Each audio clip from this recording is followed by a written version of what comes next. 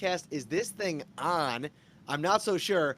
The internet is under unbelievable chaos today, as it appears that there's a big problem in the Google universe, which has affected StreamYard, which is where we stream our podcast. So we haven't been able to figure it out. I'm using a different product right now, and we'll see if it works. We're streaming on X and Facebook. Hopefully, it's working here. We'll upload to YouTube later today, and obviously on all the audio platforms. But Ryan, this was day 3 of Bill's mandatory minicamp. We are on summer vacation now, but there's a lot to get into from this final day. We heard from Brandon Bean as well. A lot to get into. How are you, my friend?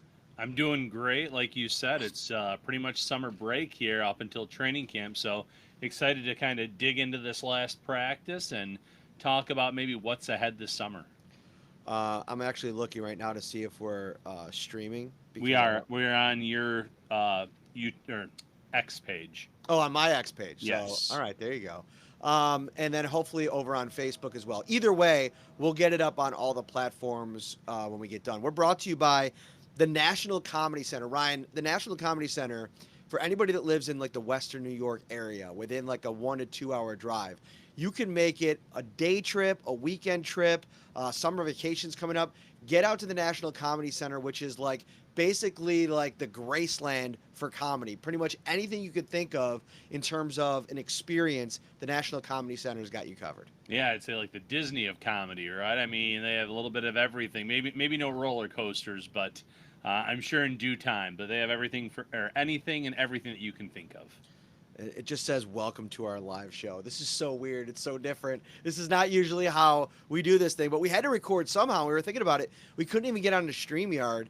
It would be probably challenging to even just record an episode. So we kind of had to do it this way, and then we'll get it up to everybody. Listen, challenges, you got to adjust on the fly, and that's what we're doing here today. Speaking about making adjustments, Ryan, I thought it was a really fitting end to minicamp today that it was Dalton Kincaid that took center stage because we've spent so much time talking about this player over the last couple of months as kind of the key that can unlock the next iteration of the Bills offense. Like they drafted him to be this playmaker in their offense. Like when they drafted him, Brandon Bean said think about him as kind of 11 and a half personnel when he's out there because we think of him kind of as a wide receiver too. You saw the one-on-one talent today, and where I want to start is a rep against Christian Benford or Taron Johnson, excuse me. One-on-one coverage back of the end zone where, okay, Dalton Kincaid, known for his footwork, known for his route running and separation ability, he didn't get any on this play. What do you do? How do you make a play in the red zone? So at the catch point, he maneuvered with his body positioning, kind of lulled Taron Johnson into a false sense of security with his body positioning, kind of slowing down before he was about to jump for the ball. Johnson, though, being the all-pro cornerback that he is, he adjusted to all of it, and he was still there to try to make a play at the catch point. But Kincaid just did it a little bit better, goes up, makes the catch, really energizes the offense in the 7-on-7 period. There were officials out at practice today. I just felt like it was a big-time moment for Dalton Kincaid in an otherwise pressure-packed offseason where you got the injury concerns. You got the drop in the biggest spot last year. Can he get bigger? Can he finally become a piece? He's starting at a great spot as we get to training camp now with all the rehab and everything else in the rearview mirror. Yeah, and Brandon Bean even said today he looks bigger than where he was a year ago. So putting the work in the weight room has certainly helped him out. Now he's showing up on the field, making some plays in the final day here of mandatory minicamp ahead of training camp. It's what you want to see out of your former first round pick. This is a big year for him. Everyone thought last year was going to be that huge season. He was getting drafted very high in fantasy drafts at the tight end position. It was going to be this breakout year. Josh Allen's number one target. It didn't come to fruition. Injuries obviously played a huge role in that. So now those expectations kind of have, dampered. But I think if you're a Bills fan, you're still expecting maybe what you thought last year could happen this year. Just posting out this episode on some other platforms as we kind of take you into the final day of minicamp. We'll get to Max Hairston update in a minute. I want to talk about Dawson Knox again as well. A lot to get in from with the receivers, with Cole Bishop still out of the mix. Where were things kind of percolating in the secondary? We'll get to that as well. Big Jamarcus Ingram play towards the end of 11 on 11 that I want to really dive into because so much has been made about Tre'Davious White and Dane Jackson's additions.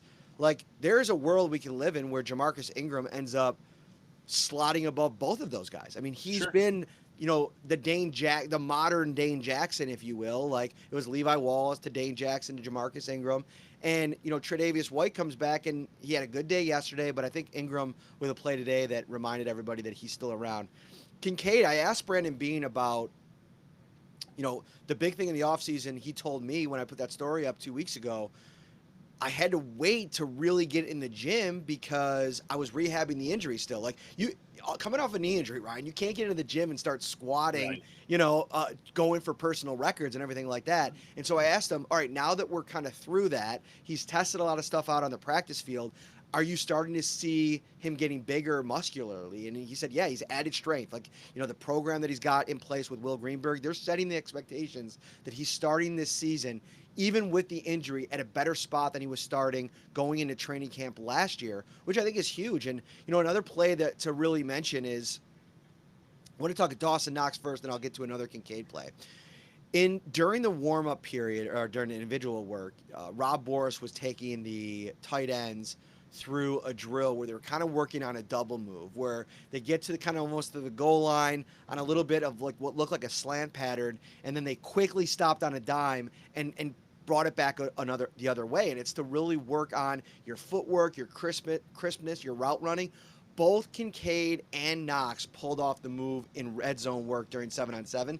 Dawson Knox's was so good that he just put Taylor Rapp in an absolute blender. And to Taylor Rapp's credit, I don't think there's anything he could have done in that spot. Like, it was a perfectly run route by Dawson Knox. And you start to think about it. Again, not in pads. You don't want to overreact. But what could this offense be if they really, truly find a way to implement both of these guys as real weapons while still maximizing Josh Palmer and Keon Coleman and Elijah Moore and Shakir and Curtis Samuel, who had an unbelievable catch today as well. I'll talk about that in a minute. The offensive playmakers, after how minicamp started 3 days ago, I feel like really came to a nice ascent over the last couple of days and made a lot of really good plays today.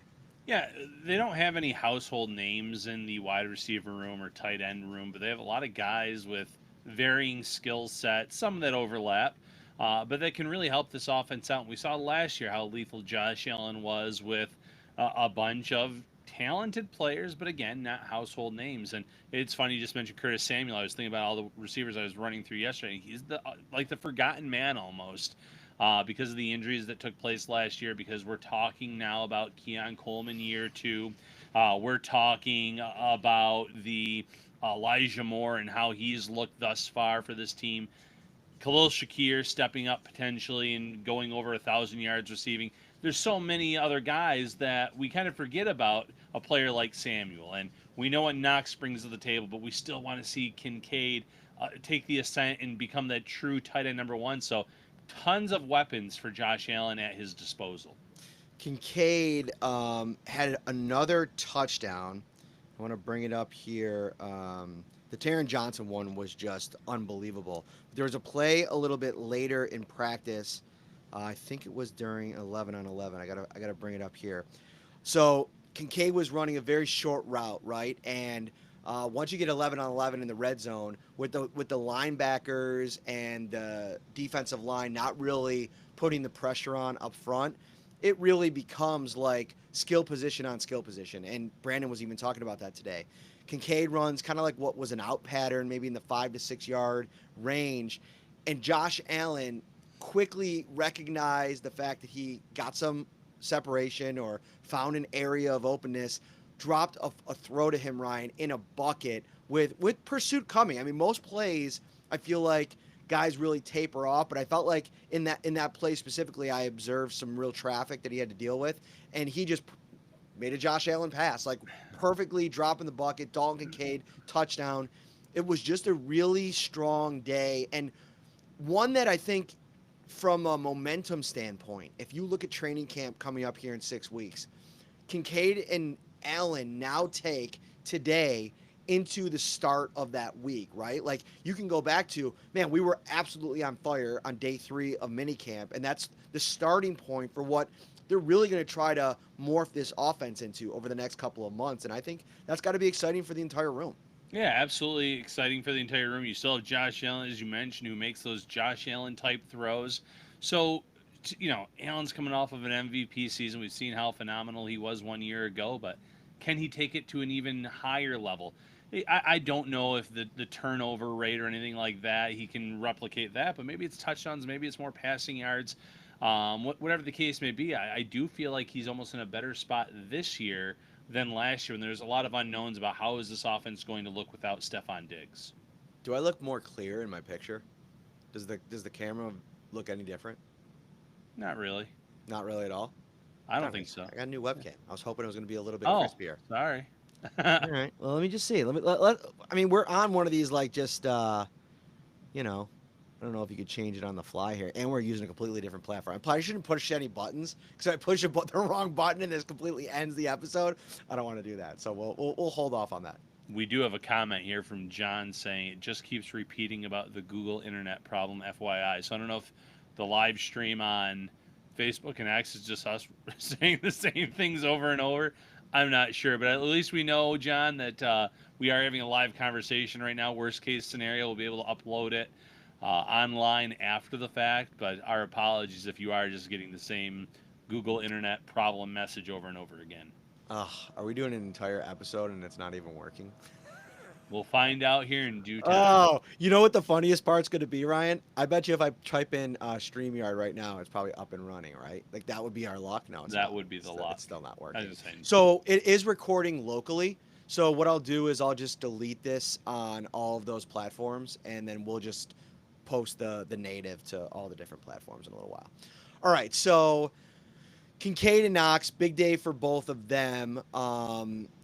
Again, I don't even really want to touch the line play. I mean, it's so disingenuous because they're not really, Brandon even said it, like they're just trying to get their hands on each other and work on like certain moves, and you can't get near the quarterback. So from a pass rushing perspective, it's not going to work. Running backs aren't getting tackled, so there's not a lot to get into there. Let's get to Jamarcus Ingram, because I think like one of the things I want to talk over with you was how are we setting up some of the critical position battles that we're going to see during training camp. And I think beyond Hairston, Benford,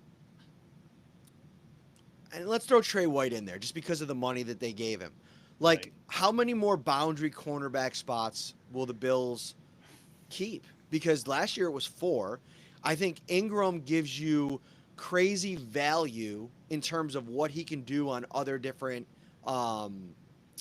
packages, right? He can play the nickel corner. You can line him up at the extra safety. I don't think they've done that as much with Dane Jackson, but who knows? Maybe during training camp we'll see something else. What do you think Ingram has to do, and then we'll get to the play in a minute, to really make a run at a roster spot? He has to have a strong summer. I mean, you look at this roster, and I know we're talking boundary cornerbacks, but they're loaded as defensive backs as a whole in terms of versatility, people that can play all over.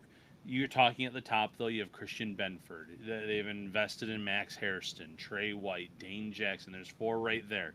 They drafted Dorian Strong, Taron Johnson. We're up to 6 cornerbacks already, some inside, some outside, some with the versatility to play both. You still have Cam Lewis, who can, a jack of many trades that can play multiple positions. Ingram.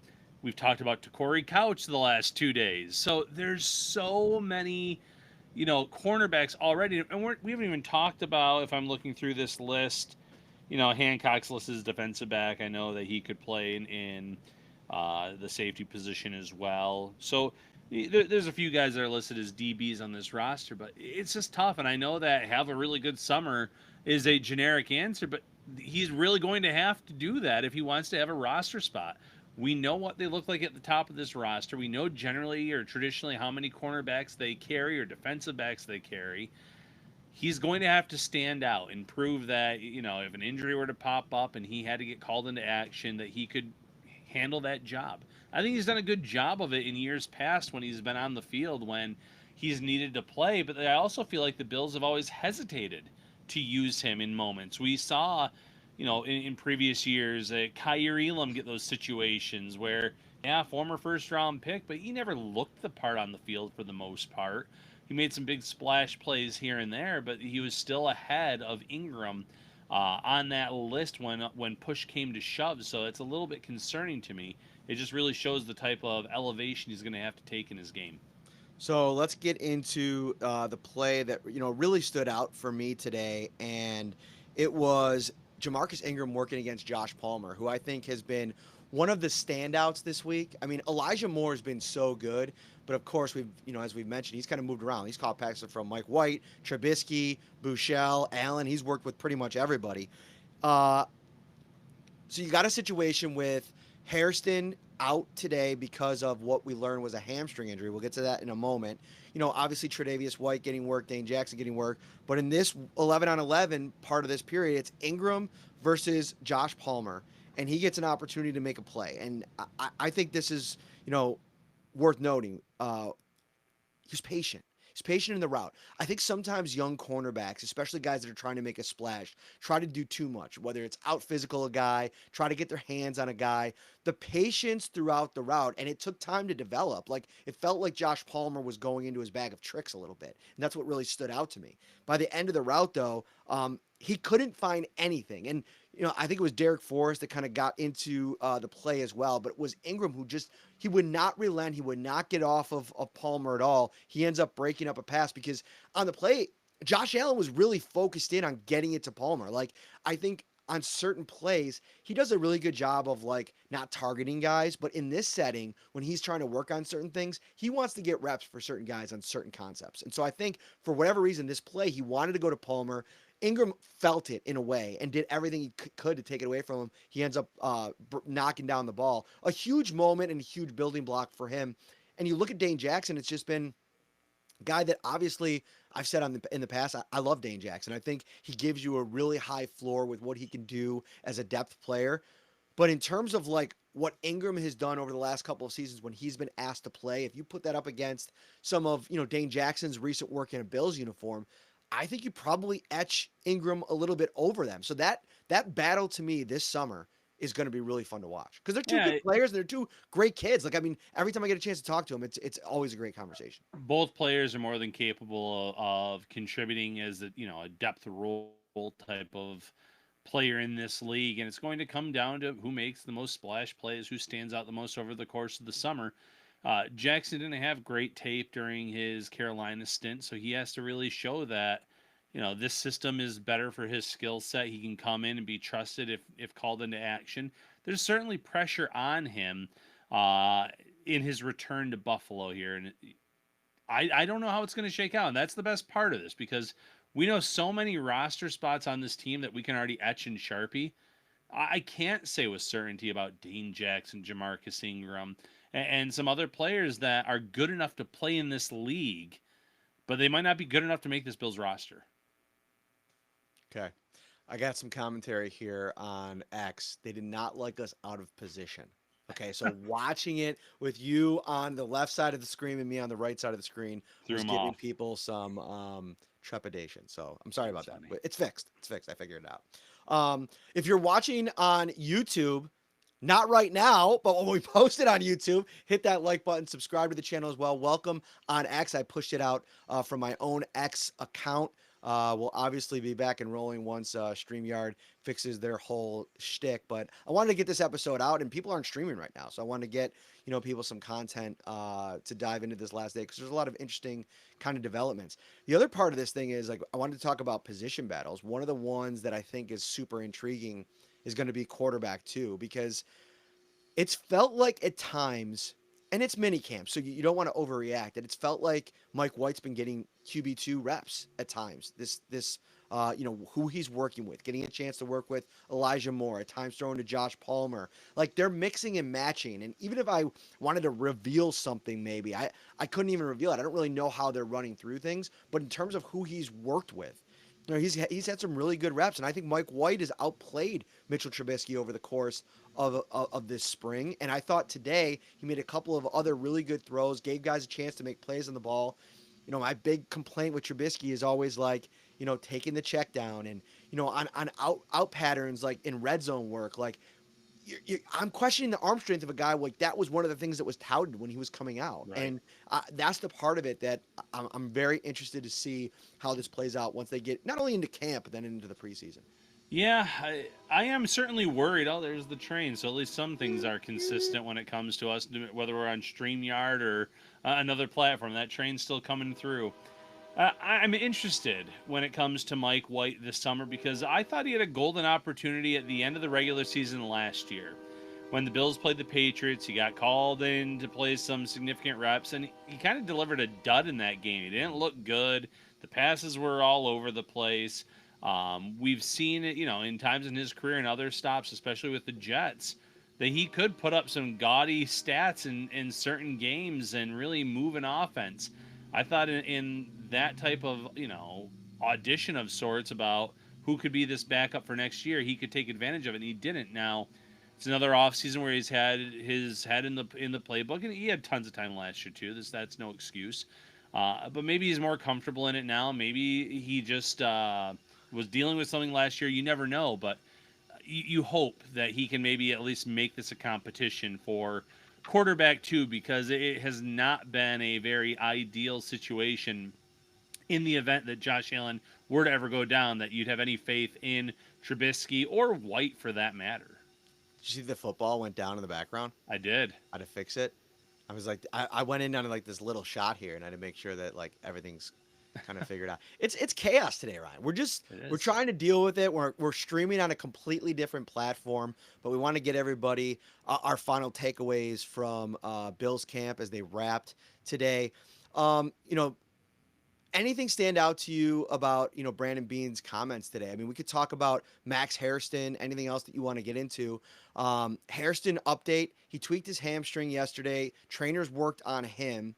Obviously didn't practice today. He came out, I want to say, like during the 7th period, so he was not out there for most of it. He didn't do any work off to the side. I thought Cole Bishop was doing more today. Participating in individual work. And I think like if we were in a situation where we were in training camp, these guys would probably be closer to starting to practice. And it seems like Brandon Beane said, knock on wood, everybody's going to be ready for training camp, including Max Hairston, who he said is just a tweak of the hamstring. He's getting worked on, but he's going to be okay, which I think is like a huge sigh of relief for Bills fans who thought this could be something that could stretch into training camp. Yeah, 100% the biggest thing was Max Hairston and finding out that it was not a significant injury, that they feel he's going to be ready to go when it comes time for training camp, because we talked about all the players in years past, especially last year, 2 years ago, where injuries have kind of derailed players' chances of maybe becoming a starter, playing a bigger role. Cole Bishop last year. There is the uncertainty about Terrell Bernard with his injuries a few years back. So, injuries can really dampen a player's chances, a young player's chances of starting. And yes, he's the first round pick for this team. You think they're going to give him every opportunity possible. But if that was a more significant injury, he would have been behind the 8 ball to start in week 1 when you have veteran options on this team and you drafted another cornerback, albeit much later in the draft, but the skill set kind of fits your system. It would have put a huge, gray cloud in terms of what they were going to do at that position. So that to me was by far the biggest comment from Brandon Beane, just giving Bills fans that peace of mind knowing, hey, the first round pick of this team that they invested heavily in because they believe in him and his skill set is going to be okay for training camp. Yeah, and I think that at least gives us a spot or as we like build up to training camp, like we could really start diving into some of these position battles. And to your point, we don't have to kind of figure out how they're going to navigate trying to work around anything, and gives them a chance to come in, wipe the slate clean, let young players play really important jobs. I mean, I want to see Cole Bishop for the first 2 weeks take every first team snap at safety, opposite Taylor Rapp. And beyond just winning the job, like I think that I'm to the point with Bishop where I think come hell or high water, the only thing that's going to keep him out of that job is if he's injured, right? And I think that what they really need is they need that 2 to 4 weeks for Rapp and Bishop to play as many snaps together as possible to get the communication level to a point where everything's seamless. They've already been cost some of that in the spring. And if they have to sacrifice any of it in the summer, that becomes a real concern when you start talking about, all right, is it DeMar Hamlin time again? Does Derek Forrest enter the chat? Or does Jordan Hancock, is he like we don't think about it much at safety because Brandon Beane and Sean McDermott have said it's a position that's really hard to kind of get a role, a significant role first season. But if he has a Christian Benford like arc, comes into camp and really impresses, who knows? If Forrest and Hamlin aren't, like, you could force your way into the conversation. Stranger things have happened. It 100% could happen in that, in the scenario you laid out. But I do completely agree. They want Cole Bishop to win that other job opposite Taylor Rapp. It's going to come down to the availability. It's going to come down to being in the right spot, too. And he was playing with more confidence before this injury, calling things out, looking more comfortable in this defense over the spring. So those were all encouraging signs. The athleticism is off the charts. But now he's got to put that together when they get in pads in training camp and make some splash plays there. He is by far the heavy favorite to start, but if an injury costs him a few weeks, then it opens up the door. You know who's a player that we're going to have to really talk more about over the next couple of weeks as we preview the receiver position? That we just have ignored for the most part all offseason, but he reminded everybody that he's still here today, and that's Jalen Virgil. Like, go back to last season. Nobody even considered him when he made the Bills 53 and managed to stay on it for a pretty good stretch of games. I think everybody was like puzzled, but the more we learned about him, the special teams ability, huge feather in his cap, but also like just an ability to make plays. I mean, he made two or three catches today, one of them from Josh Allen, where you just kind of like your eyebrows go up and you say, yeah, that's what they're seeing in practice. That's why they like this kid. And Tyrell Shavers had a really good day today. You have Laviska Shenault in the mix too. I think Caden Prather has done everything he could to really make a name for himself this spring. You throw in Jalen Virgil, and now you have this just huge group of receivers. I'd say it goes probably about 9 deep, where you really know the top 4, maybe 5.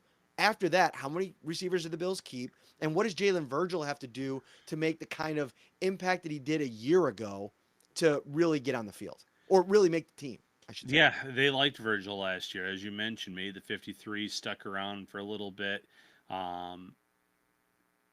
It's just so tough, though.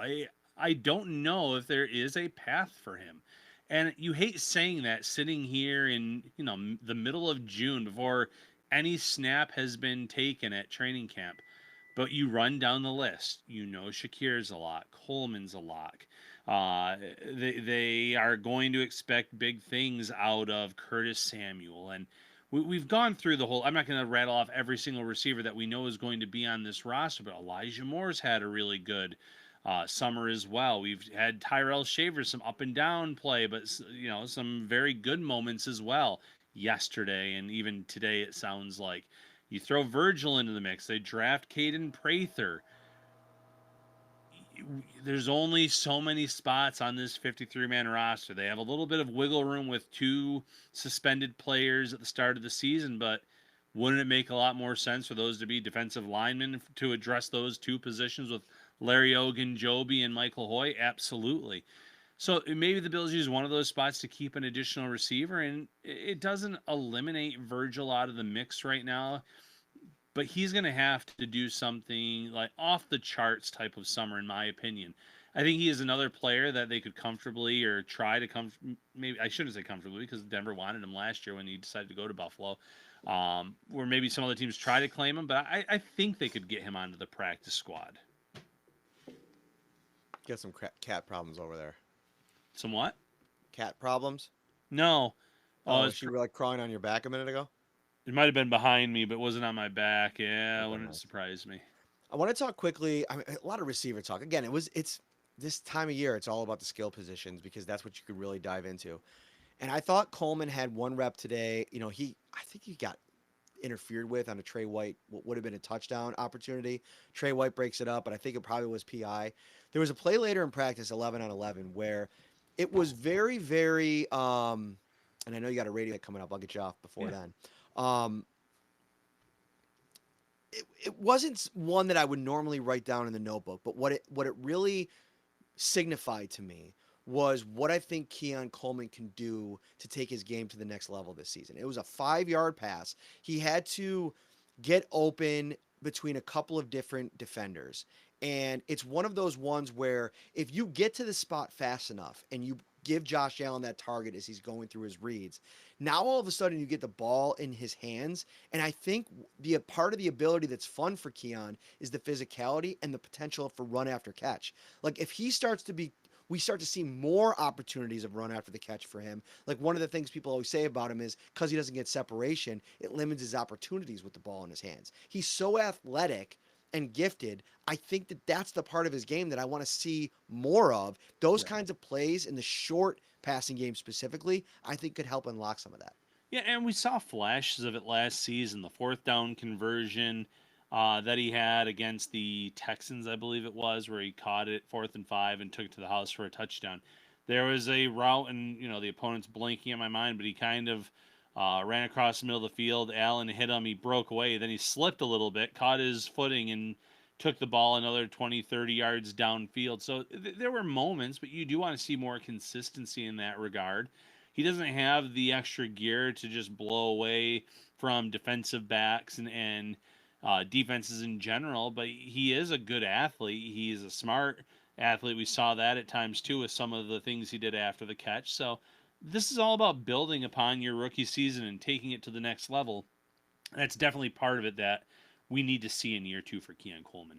If you made it all the way to the end of this episode, you are going to get a little bit of a treat nugget. Kaleki Latu, the younger brother of Latu. Am I saying his name right? What is it? What's No, I think you're right. Okay. Huge touchdown catch today against from Shane Buechele. I believe the closest defender might have been Wande Owens, I want to say, who had a really bad spring, like on the down low. I'm not going to talk too much about that. I don't want to kill the UDFA kid. But Latu is a guy that very raw. You could tell in the way that, Boris coaches him up, but a guy with a really interesting size profile and somebody that probably is going to hang around on the practice squad if, maybe a Zach Davidson, gets plucked somewhere if he's cut or something from that perspective. Just a name to watch that I think is interesting. Davidson had a drop today, but again, when Davidson gets to work with Josh Allen, I think that he plays really well. It's hard to really sometimes completely evaluate him because of who he's catching the ball from at times. Sure, absolutely. The quarterbacks after Allen are very inconsistent. It's hard to evaluate sometimes any of those receivers in those moments, given the is the ball catchable, the radius that where the ball is placed, the placement on it. So there's a lot to it when it comes to those other players. But Latu 6'7", an intriguing player that might be able to stick around, as you mentioned, on the practice squad. And I know you said you didn't want to throw the UDFA under the bus, but Owens was a popular pick among analysts in terms of who's a UDFA that could maybe sneak onto Buffalo's roster. And maybe they weren't, close to the situation and really knowing what the Bills' safety room looked like. But if he hasn't had a good spring, it's going to be very difficult for him to make enough noise this summer to show that he belongs over the players that they currently have. Great little episode here. First time running on Riverside, so maybe we'll take a look at this a little bit more long term. But I mean, StreamYard's been great. I don't know if what happened today is any long term issue, but nobody's able to stream live right now on YouTube apparently. Although I did see the Pat McAfee show was streaming on there, but I bet you they have a bunch of engineers that are able to figure that kind of stuff out. So we're brought to you by the National Comedy Center. Head out there today, Jamestown, New York. In the town, the hometown of Lucille Ball. They've built a comedy wonderland, one of the most popular museums in the country, definitely in New York State. You want to head out there, have a experience like none other, Ryan. The National Comedy Center. We got no excuse now. Next couple of weeks, we got to get out there. 100% we'll get out there. School year's almost over for me and the kids, and your kiddos, I'm sure, are wrapping up too. So we're going to have a lot more availability here soon. We'll make the trip out. All right, here we go. Off to summer camp, off to summer vacation. We'll get to camp before you know it. For Ryan Talbot, I'm Matt Parrino. I want to say thank you to everybody for making us a part of your Buffalo Bills content menu every week, off season, in season. We really appreciate everything that you guys give us, and we will be back soon. Take care, everybody. Do you think I can figure out how to end this? I believe in you. All right, I think I figured it out. Bye, everyone.